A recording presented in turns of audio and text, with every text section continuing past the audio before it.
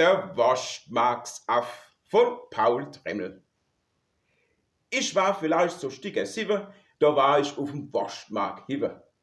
Und nicht alle, wir waren 3. Dann Mama, Schwester waren dabei. Der Vater fehlt.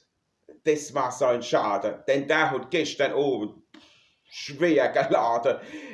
Dem war's drum heut, das ist keine Frucht zum Weitertrinken, nicht danach.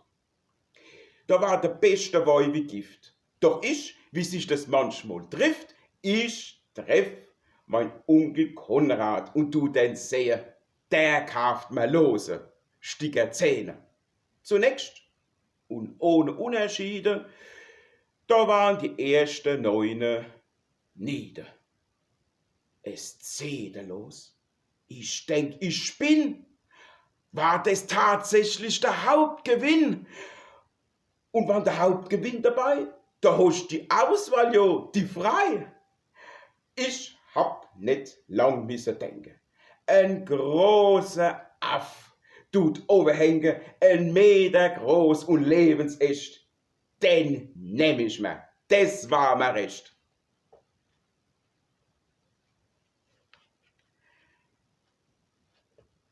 Ach Gott, hat mich das Tier beglückt.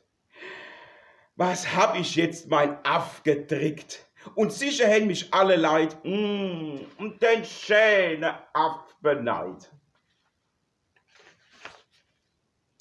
Am Heimweg, kurz vom Bauernhof dann, da sieht mich irgend so ein Mann. Der guckt mich an und sagt ganz baff, ja, wo willst dann du hibu mit deinem Aff?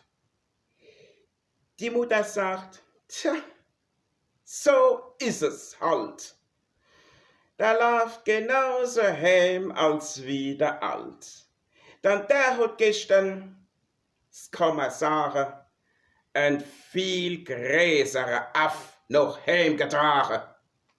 Tja, auf dem Waschmarkt, wie man weiß, gibt's Affen halt von jeder Größe.